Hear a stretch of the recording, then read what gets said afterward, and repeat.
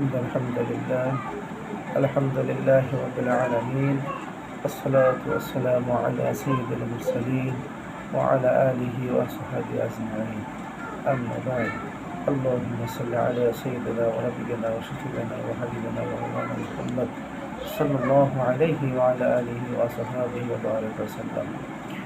সম্মানিত দর্শকবৃন্দ, যে যেখানে আছেন, যে দেশের বিদেশে যে অবস্থা আছেন না কেন, সকলকে আমার আন্তরিক সালাম ও মোবারকবাদ।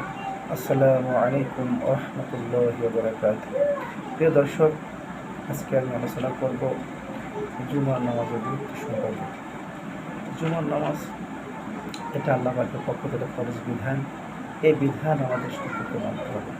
আমরা মুসলমান জাতি হিসাবে আল্লাহ পাকের কোরআন কারীমের সমস্ত কথাগুলো আমাদের মানতে হবে। পাশাপাশি বিশ্বনবী সাল্লামের বাণীগুলো আমাদের শুনতে হবে, মানতে হবে।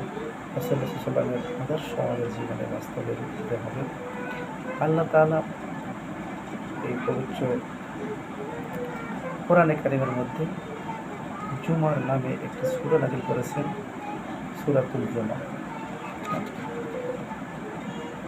সূরাতুল জুমা, এই সূরাতুল জুমা এটা মদিনায় অবতীর্ণ হয়েছিল শুরু করে।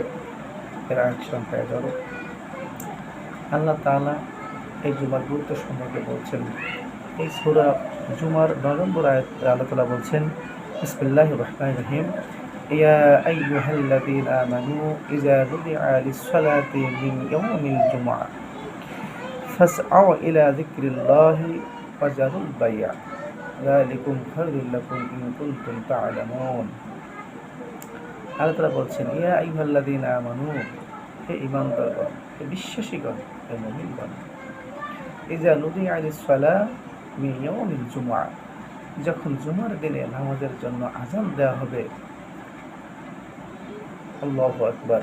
যখন জুমার দিনে নামাজের জন্য আযান দেওয়া হবে, ফাসআউ ইলা যিকরিল্লাহ, তোমরা আল্লাহ তাআলার স্মরণে সত্রতা করো, আল্লাহ তাআলার স্মরণে তোমরা তোরা করো।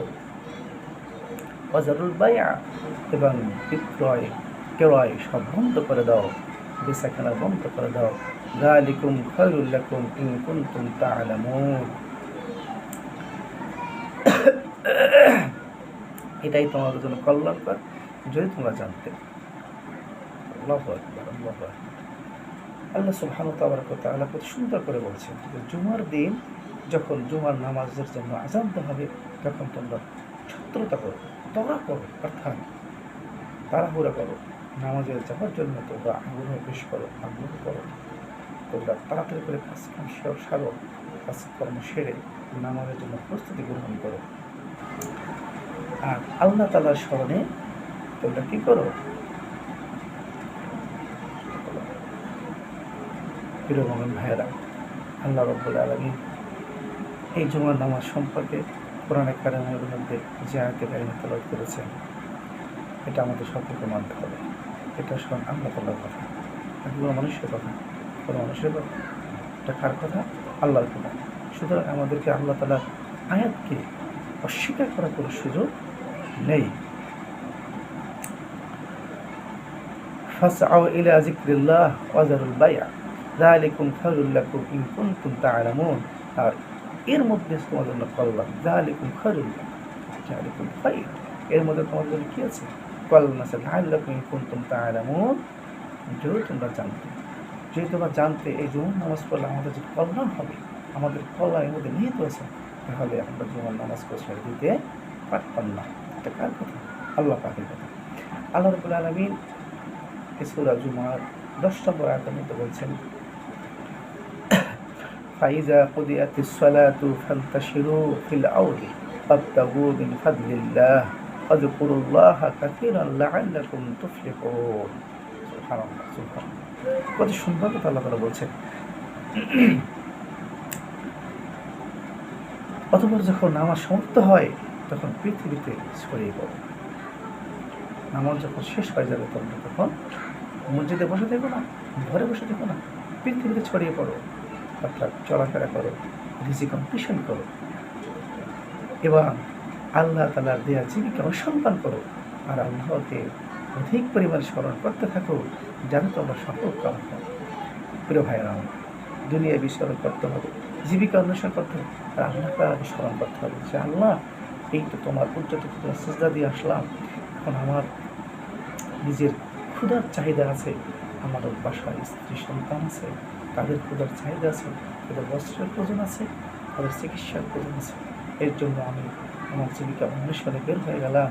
আল্লাহ তাআলা, তুমি আমাকে জীবিকার ব্যবস্থা করে দাও, যাতে করে আমি সহ আমার পরিবারের সকল সদস্যের মোটামুটি যে চাহিদা না হলেই চলে না, সেই চাহিদাগুলো পূরণ করার তৌফিক দাও আল্লাহ। এটা কার কাছে বলতে হবে? আল্লাহর কাছে বলতে হবে, আল্লাহকে স্মরণ করতে হবে। প্রিয় মুসলমান ভাইয়েরা, তাই আসুন আমরা সবাই মিলে আল্লাহ তাআলার হুকুম এই জুমার নামাজ আদায় করি, জুমার নামাজ পালন করি, এবং আমার ছেলে সন্তান, আমার ভাই ভাতিজা, ভাগ্নে, আত্মীয়স্বজন, প্রতিবেশী যারা আছে, সকলকে জুমার নামাজ পড়ার জন্য উৎসাহ করি। সবাই যেন অত্যন্ত আনন্দের সাথে এই জুমার নামাজ পড়তে আসে, সে উৎসাহ উদ্দীপনা তাদের মধ্যে তৈরি হয়। আল্লাহ তাআলা আমাদের সবাইকে জুমার নামাজ পড়া তৌফিক দান করুন। সবাই পড়ি আমিন। ওয়া আখিরু দাওয়ানা আলহামদুলিল্লাহি রাব্বিল আলামিন। আসসালামু আলাইকুম ওয়া রাহমাতুল্লাহি ওয়া বারাকাতুহু।